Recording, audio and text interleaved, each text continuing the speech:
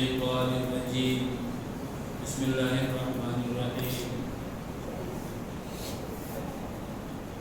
قال فما خطبكم أيها المرسلون قالوا إنا أرسلنا إلى قوم مجرمين لنرسل عليهم حجارة من طين مسومة عند ربك للمسرفين فأخرجنا من كان فيها من المؤمنين فما وجدنا فيها غير بيت من المسلمين. دینی بھائیوں، اسلامی خواتین، آج تراویح کی نماز میں 27ویں پارے کی تلاوت ہوئی ہے۔ 27ویں پارے کا تھوڑا سا حصہ شروع کا آپ نے کل سنا تھا، اور باقی پورا پارا آج آپ نے سماعت کیا ہے۔ اور آج آپ نے جن سورتوں کو سنا ہے ان میں پہلی سورت سورہ طور ہے، سورہ طور کی سماعت کی آپ نے، اور پھر سورہ طور کے بعد سورہ نجم کو سنا ہے، اور سورہ نجم کے بعد پھر آپ نے سورہ قمر کو سنا ہے، اور سورہ قمر کے بعد پھر سورہ رحمان کو سنا ہے، اور سورہ رحمان کے بعد سورہ واقعہ کو سنا ہے، اور سورہ واقعہ کے بعد سورہ حدید کو سنا ہے۔ ان سورتوں کی تلاوت ہوئی ہے آج تراویح کی نماز میں، اور ہم لوگ کل کے درس میں سورہ قاف تک پہنچے تھے۔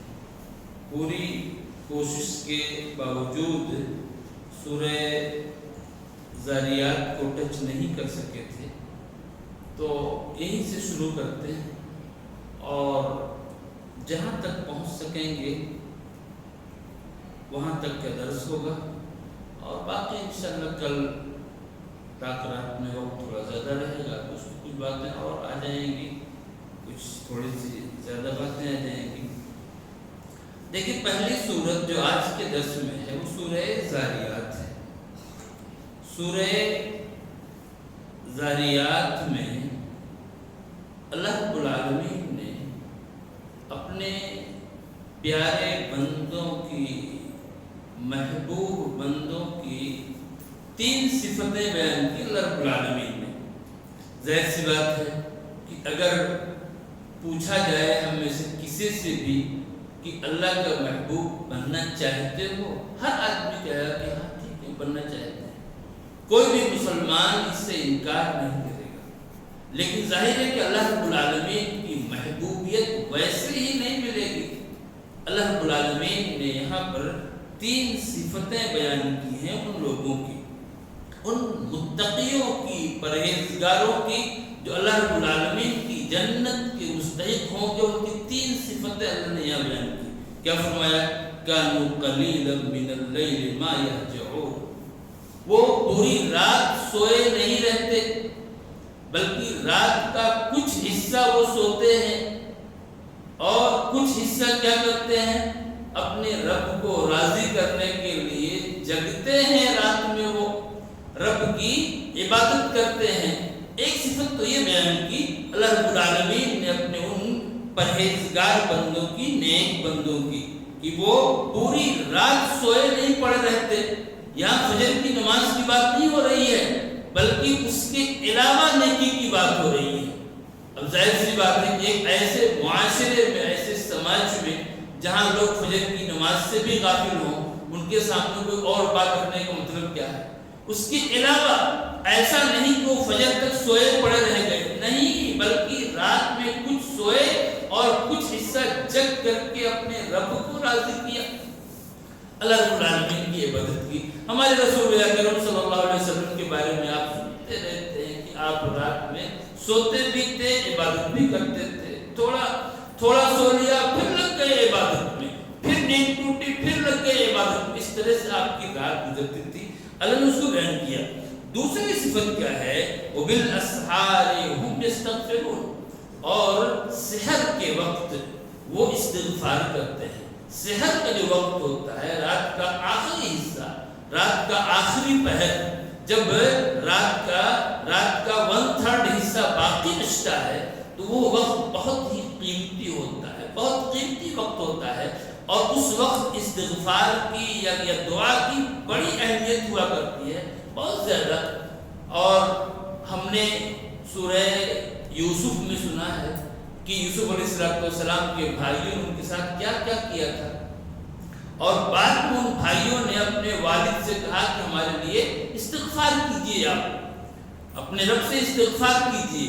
تو یعقوب علیہ السلام نے استغفار کب کیا تھا؟ مفسرین لکھتے ہیں کہ سحر کے وقت میں استغفار کیا تھا انہوں نے۔ ظاہر سی بات ہے کسی وقت بھی وہ کر سکتے تھے، کسی وقت بھی کر سکتے تھے، لیکن اس وقت کی اہمیت کی وجہ سے انہوں نے سحر کے وقت میں استغفار کیا۔ تو سحر کے وقت میں استغفار کرنا، اپنے گناہوں کو اللہ کے سامنے رکھنا، یہ انتہائی قیمتی عمل ہے، اس لیے کہ اس وقت اللہ رب العالمین کی طرف سے اعلان ہوتا رہتا ہے، اعلان ہوتا رہتا ہے کوئی مانگنے والا، ہے کوئی پریشان حال جو اپنی پریشانی کو رکھتے ہوئے اعلان ہوتا ہے، اس وقت ایک انسان کی دعائیں زیادہ قبول ہوتی ہیں۔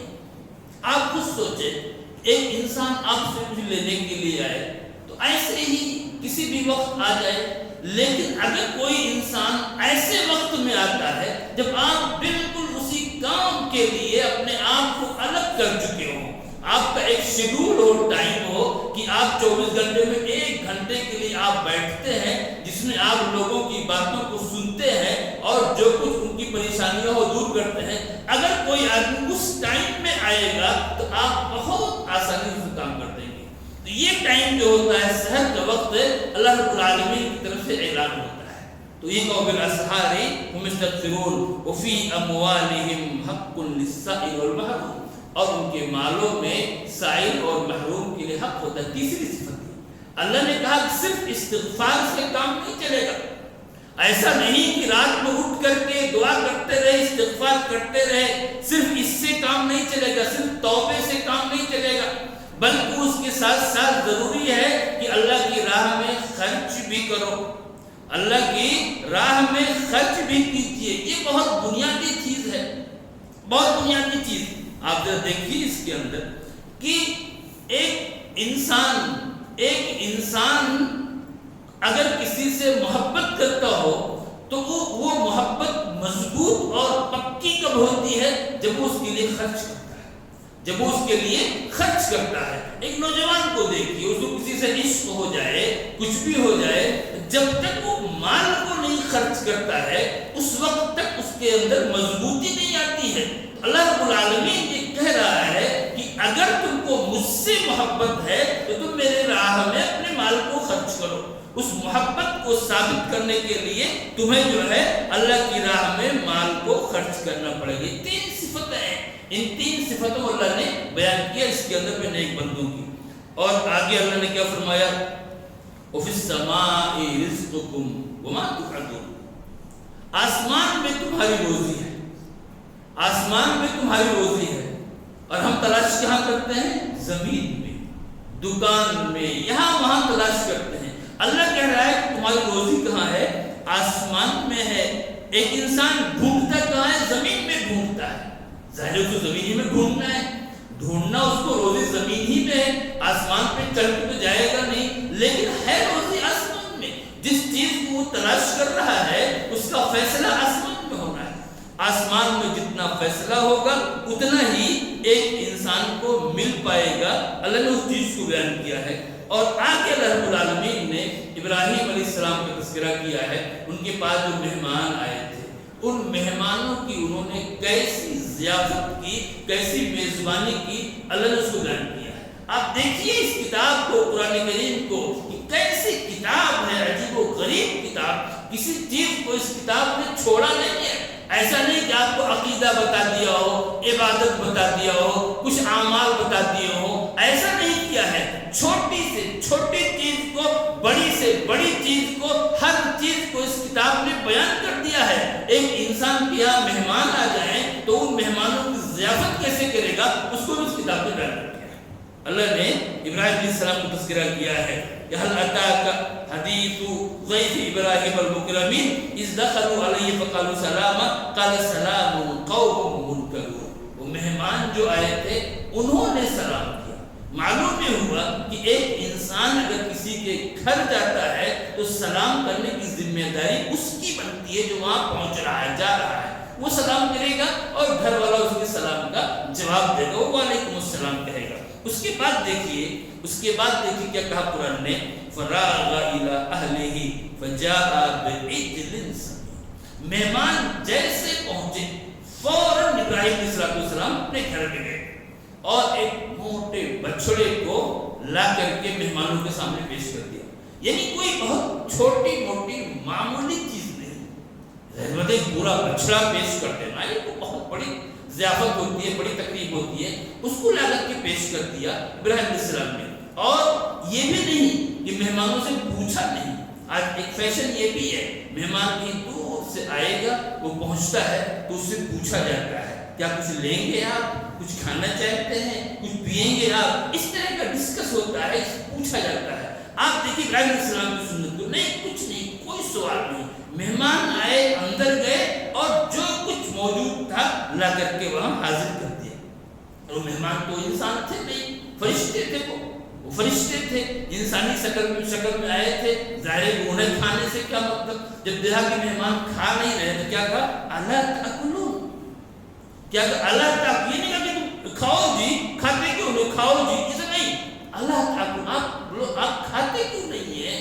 اس طرح سے ان کو ادب کے ساتھ ان سے بات چیت کی، اور پھر اس کے بعد اللہ رب العالمین نے اس پوری چیزوں کو، ان تمام چیزوں کو اللہ نے بیان کیا ہے، ضیافت کے آداب کو بھی بیان کیا ہے۔ آگے آپ دیکھیں اللہ رب العالمین نے لوط علیہ السلام کا تذکرہ کیا۔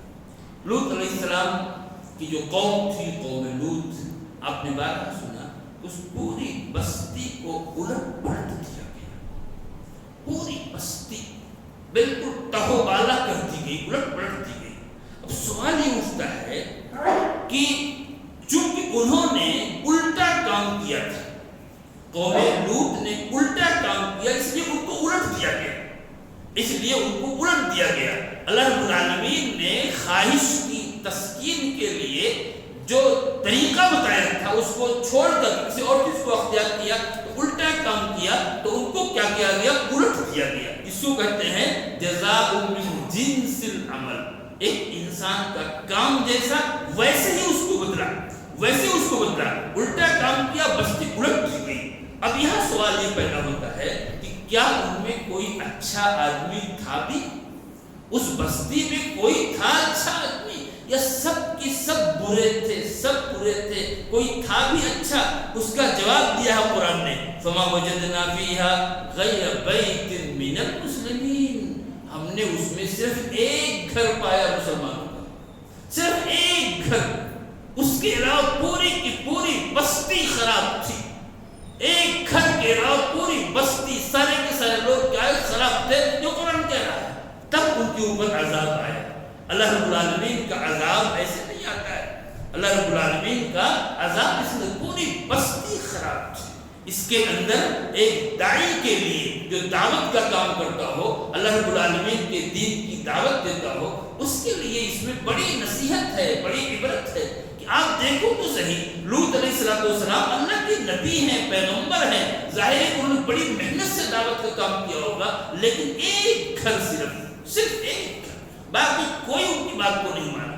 اور دوسری چیز کیا ہے کہ اللہ کا عذاب ایسے نہیں آتا ہے، ایسے نہیں کہ اس بستی میں بہت سارے اچھے لوگ ہوں اور اللہ کا عذاب آ جائے، نہیں، جب جو ہے اچھے لوگ نہیں بچتے ہیں تب بستی پر اللہ کا عذاب آتا ہے۔ یہاں اللہ نے اس چیز کو بیان کیا کہ اس طریقے سے ان کے ساتھ ایسا ہوا۔ اور اس کے بعد دیکھ کر انہوں نے فرمایا فَفِرُّوا إِلَى اللَّهِ، اللہ نے کیا کہا، اللہ کی طرف بھاگو، اللہ کی طرف بھاگو، انی لکم منہ نذیر مبین۔ یہ دیکھیے یہاں پر کتنا فرق ہے، ایک انسان کی فطرت میں ہے کہ جس سے وہ ڈرتا ہے اس کی طرف بھاگتا نہیں ہے، اس کی طرف بھاگ کر کے نہیں جائے گا۔ سارے کے سارے انسانوں کی یہ فطرت میں ہے، ان کے نیچر طرف بھاگے گا نہیں. ایک انسان سانپ سے ڈرتا ہے اس کی طرف بھاگ کے نہیں جائے گا. ایک انسان شیر سے ڈرتا ہے اس طرف بھاگ کے نہیں جائے گا. کوئی بھی چیز جو اس کے لیے ڈر کا باعث ہو اس طرف بھاگ کے نہیں جائے گا سوائے اللہ رب العالمین.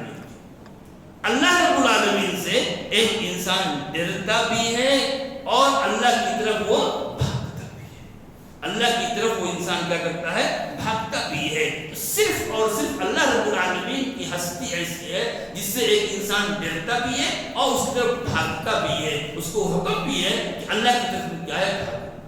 اب دیکھیے ایک انسان جو ہے آپ یہ کہیں گے کہ اللہ رب العالمین کی طرف سے پکڑ بھی آتی ہے, پکڑ بھی ہوتی ہے, گرفت بھی ہوتی ہے اور سزا بھی ملتی ہے, پھر بھی انسان بھاگتا ہے اللہ کی طرف. آپ اس کی ایک مثال یہ دیکھیے, ایک بچہ ہے, چھوٹا بچہ ہوتا ہے, وہ غلطی کرتا ہے اور اس کے بعد اس کی ماں اس کو سزا دیتی ہے. اس کے کان کو ایٹ دیا, اس کو تھپڑ لگا دیا, تماچے لگایا یا اس کے پیٹھ پہ مارنا شروع کیا. تو ماں جتنا اس کو مارتی جاتی ہے اتنا ہی وہ بچہ اسی سے چمٹتا جاتا ہے, اس سے چمٹتا جائے گا بالکل وہ بچہ, اس لیے کہ وہ سمجھتا ہے کہ اس کے علاوہ کہیں کوئی اور جگہ نہیں ہے, کوئی اور جگہ نہیں ہے. اللہ رب العالمین کا معاملہ ایسا ہی ہے کہ دنیا میں ہم اس چیز کو دیکھتے ہیں کہ ایک انسان بھاگ رہا ہے اس کی طرف, تو اللہ رب العالمین کی طرف اگر ایک انسان کو ہر حال میں اللہ کی طرف کیا ہے؟ اب دیکھیں لوگ جو ہے دو طرح کے ہوتے ہیں, دو طرح کے, نیک بخت بھی ہوتے ہیں اور بدبخت بھی ہوتے ہیں. نیک بخت بھی اور بدبخت بھی. ایک نیک بخت انسان جو ہوتا ہے وہ اللہ کی طرف بھاگے گا. مفسر لکھتے ہیں کہ فرار السعداء الفرار الى اللہ. سودا کا, نیک بختوں کا طریقہ یہ ہے کہ وہ اللہ کی طرف بھاگتے ہیں, وہ اللہ کی طرف بھاگتے ہیں. لیکن فرار الاشقیاء منہ لا الیہ, لیکن ایک بدبخت انسان جو ہے تو وہ اللہ سے بھاگتا ہے, اللہ کی طرف نہیں بھاگتا ہے. معلوم یہ ہوا کہ اگر ایک انسان اپنی پریشانیوں میں, ایک انسان مشکلات میں, مسائل میں اللہ کی طرف بھاگتا ہے اگر وہ انسان, تو انسان کا ہے نیک بخت ہے. لیکن اگر ایک انسان اپنی پریشانیوں میں بھی اللہ کی طرف نہیں لوٹتا ہے, نہیں بھاگتا ہے, تو انسان کا ہے بدبخت ہے. یہ فرق ہے ایک انسان کے نیک بخت ہونے میں اور اس کے بدبخت ہونے میں. ایک انسان کو اگر یہ چاہیے جاننا ہو کہ وہ نیک بخت ہے تو اس کو بھاگنا ہے اللہ کی طرف. آگے اللہ نے فرمایا وَمَا خَلَقْتُ الْجِنَّ وَالْإِنسَ إِلَّا لِيَعْبُدُونَ. ہم نے جناتوں کو اور انسانوں کو اپنی عبادت کے لیے پیدا کیا. اللہ اکبر. جناتوں کو, انسانوں کو اپنی عبادت کے لیے پیدا کیا. ایک مفسر لکھتے ہیں کہ خلقنا للعبادہ والدنیا خلقت لنا. خلقنا للعبادہ والدنیا خلقت لنا فلا تنشغل بما خلقت له مما خلق فلا تنشغل بما خلقت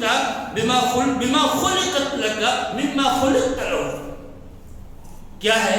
ہم کو عبادت کے لیے پیدا کیا گیا اور دنیا کو ہمارے لیے پیدا کیا گیا, دنیا کو ہمارے لیے پیدا کیا گیا. لہذا ایک انسان اس چیز میں مشغول ہو کر کے جس کو اس کے لیے پیدا کیا گیا ہے اس سے غافل نہ ہو جس کے لیے انسان کو پیدا کیا گیا.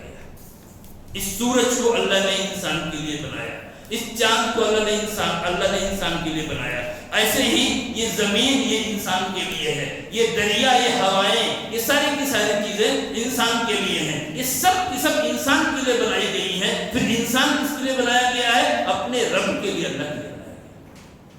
کل ساری کی ساری چیزیں کائنات کی تمام چیزیں انسان کے لیے بنائی گئی اور انسان کو بنایا گیا اللہ کی عبادت کے لیے. اتنا مسئلہ ہے. اس لیے انسان کا کام کیا ہے کہ اس کو جس کام کے لیے پیدا کیا گیا ہے وہ اس کام کو انجام دے. سورج پابندی کے ساتھ طلوع ہوتا ہے, چاند پابندی کے ساتھ نکلتا ہے, زمین اپنے خزانوں کو پابندی کے ساتھ نکالتی ہے. سارے کام ہو رہے ہیں تو اللہ نے جس کام کے لیے ہمیں پیدا کیا ہے ظاہر ہے کہ ہم اسے کرنا چاہیے. یہ ہے ہماری تخلیق کا مقصد کیا ہے؟ اللہ کی عبادت. اس لیے ہمیں اللہ کی عبادت کو ہر چیز پر مقدم رکھنا ہے. بہت سے لوگ ایسے ہیں ٹائم ملا تو نماز پڑھیں گے, بہت ظہر کا وقت نکل گیا, عصر کا وقت نکل رہا ہے, کیا ہے ابھی دکان سے ٹائم نہیں مل رہا ہے, ابھی فلاں کام سے وقت نہیں مل رہا ہے, ٹائم ملے گا تو پڑھیں گے. یہ کوئی پڑھنا نہیں ہے میرے بھائیوں. اگر ایک انسان ایسے پڑھ رہا ہے تو پھر آپ کے یہاں اللہ کی عبادت کی اہمیت ہی نہیں رہ گئی. ایک انسان سمجھتا نہیں ہے, اپنے وجود کے مقصد کو نہیں سمجھتا ہے, جس کی بنیاد پر وہ اس طرح کی باتیں کر رہا ہے. آگے آپ دیکھیے ہمارے سامنے سورہ طور ہے. سورہ طور میں اللہ نے دیکھی کتنا بڑا فضل کیا, کتنا بڑا فضل کیا. اللہ نے اس کو بیان کیا کیا ہوگا. قیامت کے دن جنت میں ایک انسان جنت میں گیا, اس کی اولاد بھی جنت میں گئی, لیکن جنت میں کیا ہوگا, درجات ہوں گے, کیٹیگریز ہوں گے. آپ اس دنیا میں بھی دیکھتے ہیں اپر کلاس, لوور کلاس, یہ سب کلاسز ہوتے ہیں, first class, second class, third class, یہ سب ہوتے ہیں. تو جنت میں تو اور بھی درجات ہوں گے, اور بھی درجات ہوں گے. تو اب اللہ رب العالمین کیا کہہ رہا ہے کہ ایک انسان اگر جنت میں اپر کلاس میں پہنچتا ہے اور اس کی اولاد جنت میں جاتی ہے, لیکن وہ لوور کلاس میں اس کو جگہ ملتی ہے, اس کی اولاد کو, تو اللہ رب العالمین کی یہ فضل ہوگا, یہ کرم ہوگا کہ اس کی اولاد کو اس سے ملا دے گا, اس سے ملا دے گا. اب اولاد کو ملانے کے لیے اللہ تعالیٰ اس باپ کو نیچے نہیں لائے گا, نہیں کہ اس کو اوپر سے نیچے لے آئے, اس کو اپر کلاس سے لوور کلاس میں لائے, نہیں, اس کی اولاد کو لوور کلاس سے اپر کلاس میں لے جائے گا. یہ اللہ رب العالمین کا فضل ہوگا, اس کا کرم اور احسان ہوگا. اللہ نے کہا والذین آمنوا واتبعتهم ذریتهم بإیمان الحقنا بهم ذریتهم, جو لوگ ایمان لے آئے اور ان کی اولاد نے ایمان کے ساتھ ان کی پیروی کی, تو ہم ان سے ان کی اولاد کو ملا دیں گے جنت میں. وما ألتناهم من عملهم من شيء, اور ہم ان کے عمل کو کبھی نہیں کریں گے. یہ چیز فائدہ کتنا ہوگا. مفسر لکھتے ہیں کہ سعید من رزق بوالد صالح, وہ انسان نیک بخت ہے, وہ انسان نیک بخت ہے جس کو نیک والد ملے, جس کو نیک والد ملے. وہ انسان انتہائی سعادت مند ہے, نیک بخت ہے. اس لیے کہ اگر والد نیک ہے تو اس والد کی نیکی کا فائدہ اولاد کو ہوگا, آخرت میں جنت میں بھی ہوگا اس کا فائدہ اس کو, اور اس دنیا میں فائدہ ہوگا. آپ نے پیچھے سن لیا ہے سورہ کہف کے اندر اس بات کو, تو اس کو فائدہ اس کو ہوگا. اس لیے ایک انسان کی یہ نیک بختی ہے کہ اس کو نیک والد مل جائے, اور اس نیک والد کی وجہ سے اولاد کو فائدہ ہوگا. لیکن یہ چیز کب ہوگی میرے بھائیوں, جب وہ بچہ بھی, وہ اولاد بھی جنت کی مستحق ہو جائے, تب ایسا ہوگا. ایسا نہیں ہے کہ والد کی نیکیوں کی وجہ سے وہ جنت میں چلا جائے, نہیں, وہ اپنے عمل سے جنت میں جا رہا ہے, اور جنت میں وہ نیچے درجے میں ہے, تو والد کی نیکیوں کی بنیاد پر اس کو اوپر کا درجہ ملے. آگے اللہ نے کیا کہا جنت کے بارے میں, جنت کی نعمتوں کے تذکرہ اس بارے میں آپ جگہ جگہ پائیں گے بہت اچھے انداز میں, بہت اچھے انداز میں. کیا کہا اللہ نے, وَزَوَّجْنَاهُمْ بِحُورٍ عِينٍ, ہم جنتی جیسے جنت میں پہنچیں گے ہم ان کی شادی کرا دیں گے. ظاہر سی بات ہے کہ بہت بڑی نعمت کر رہی ہے, ہم ان کی شادی کرا دیں گے, اور شادی بھی کیسی, خوبصورت ترین عورتوں سے ان کی شادی کرائیں گے, ایسی حسین و جمیل عورتیں کہ ان کے حسن کے بارے میں کسی نے سوچا بھی نہیں ہوگا, ایسی حسین عورتوں سے ہم ان کی شادی کرا دیں گے. یہ شادی مردوں کی بھی ہوگی اور یہ شادی عورتوں کی بھی ہوگی. جنت میں ایک انسان کو خوبصورت لڑکیاں ملیں گی اور عورتوں کی بھی شادی ہوگی. عورتوں کا کیا ہوگا, دیکھیے ظاہر سی بات ہے کہ اگر جنت میں شوہر اور بیوی دونوں جاتے ہیں تو ظاہر ہے کہ ان کا وہ رشتہ باقی رہے گا. لیکن ایسا ایک سوال یہاں پر ہی اٹھتا ہے کہ ایک خاتون ہے جس کی 2 شادی 3 شادی 4 شادی ہوئی, ایک شادی ہوئی, شوہر کا انتقال ہوا, یہ طلاق ہوا, پھر اس کی دوسری ہوئی, پھر تیسری ہوئی, پھر چوتھی ہوئی, اس طرح سے اب وہ خاتون جنت میں جاتی ہے تو وہ کس شوہر کے ساتھ رہے گی, یہ مسئلہ ہوتا ہے. لیکن اس دنیا میں اس کے 400 ہوئے 500 ہوئے، اب وہ جنت میں اس کے ساتھ رہے گی۔ تو اس کا جواب دیا ہے مفسرین نے کہ ایسے خاتون کو اختیار دیا جائے گا، اس کو اختیار دیا جائے گا کہ جس شوہر کا معاملہ تمہارے ساتھ اچھا رہا، جس کے اخلاق سے کردار سے تم مطمئن رہی، تم اس کو اختیار کر سکتے ہو، سلیکٹ کر سکتے ہو، لیکن یہ فائدہ دونوں کو ملے گا، مردوں کو بھی اور عورتوں کو بھی۔ الگ اس چیز کو یہاں پر بیان کیا ہے۔ اور آگے انہوں نے کہا وَأَمْدَدْنَاهُم بِفَاكِهَةٍ وَلَحْمٍ مِّمَّا يَشْتَهُونَ، گوشت بھی کیسا؟ جس چیز کا وہ گوشت چاہیں گے۔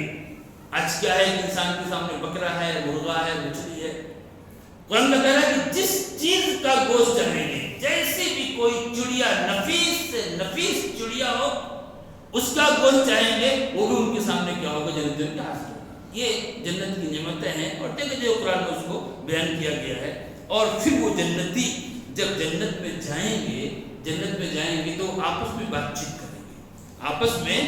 چیت کریں گے، اور وہ کہیں گے کہ ہم تو بہت ڈرے ہوئے تھے، ہم جب اپنے اہل و عیال میں تھے تو ہمیں ڈر لگ رہا تھا کہ پتہ نہیں ہمارے ساتھ کیا معاملہ ہوگا، لیکن اللہ نے ہمارے اوپر احسان کیا اور ہم کو اس عذاب سے بچا لیا۔ اور پھر کہیں گے اِنَّا كُنَّا مِن قَبْلُ نَدْعُوهُ، ہم پہلے سے اپنے رب کو پکارتے تھے، رب سے دعا کرتے تھے، تو آج اللہ نے ہمارے اوپر یہ احسان کیا۔ مفسر لکھتے ہیں کہ دعا کی اتنی اہمیت ہے، دعا کی اتنی اہمیت ہے، اتنی اہم چیز ہے کہ جنت میں بھی جنتی اس کو بھولیں گے نہیں، اس کا بھی ذکر کریں گے وہ کہ ہم دنیا میں اللہ سے مانگتے تھے، اس لیے اللہ رب العالمین نے آج ہمارے اوپر یہ احسان کیا ہے۔ اس لیے میرے بھائیوں، اللہ سے مانگیے، دعا کیجیے، رو کر کے، گڑ گڑا کر کے اللہ رب العالمین سے مانگیے۔ اللہ رب العالمین کے یہاں اس آپ کی آنسوؤں کی بڑی قیمت ہے۔ ایک شاعر کہتا ہے موتی سمجھ کے شان کریمی نے چن لیے، موتی سمجھ کے شان کریمی نے چن لیے، قطرے جو تھے میرے عرق انفعال کے، یعنی یہ آنسو جو ہمارے نکلتے ہیں، جن کو ہم ایک پانی سمجھتے ہیں، وہ ہماری نگاہ میں تو پانی ہے، لیکن اللہ رب العالمین کے یہاں اس کی اہمیت کیا ہے؟ موتی کی ہے، ہیرے جواہرات کی ہے۔ ہماری نظر میں جیسے ہیرے جواہرات کی اہمیت ہے، اللہ کی نگاہ میں کیا ہے؟ ہمارے آنسوؤں کی ہے۔ اس لیے ہمیں اللہ رب العالمین سے مانگنا ہے، دعا کرنی ہے، اور پورے گریہ وزاری کے ساتھ ہمیں اللہ رب العالمین سے دعا کرنی ہے۔ اور ظاہر سی بات ہے کہ یہ مہینہ ہے اور یہ راتیں ہیں، ہمیں ان میں خاص طور سے اس کا اہتمام کرنا چاہیے، اور جو آداب ہیں دعا کے، ان آداب کے ساتھ ہمیں اللہ سے مانگنا چاہیے۔ اور اسی کے ساتھ ہم لوگ آج کی اس درس کو ختم کرتے ہیں۔ باقی جو باتیں رہ جا رہی ہیں انشاءاللہ کل کے درس میں آئیں گی، تھوڑی تفصیل کے ساتھ وہ باتیں رکھی جائیں گی آپ کے سامنے۔ اللہ رب العالمین ہم کو اور آپ سب کو نیک عمل کرنے کی توفیق ارزانی فرمائے، اور ہمارے اندر جو بھی کمیاں ہیں، کوتاہیاں ہیں، مولا کریم تو انہیں دور فرما دے، اور رب کریم تو ہم سے راضی ہو جا۔ جو بھی ہماری ٹوٹی پھوٹی حقیر سی نیکیاں ہیں مولا، تو انہیں قبول فرما لے، اور ہمارے گناہوں کو معاف فرما دے۔ رب کریم ہم سب تیرے بندے ہیں، تو ہم پر رحم فرما، کرم فرما، ہماری مدد فرما، اور ہمیں ایک بنا دے، آمین رب العالمین۔ صلی اللہ علیہ محمد وعلی آلہ وصحبہ وسلم تسلیما کثیرا۔ السلام علیکم۔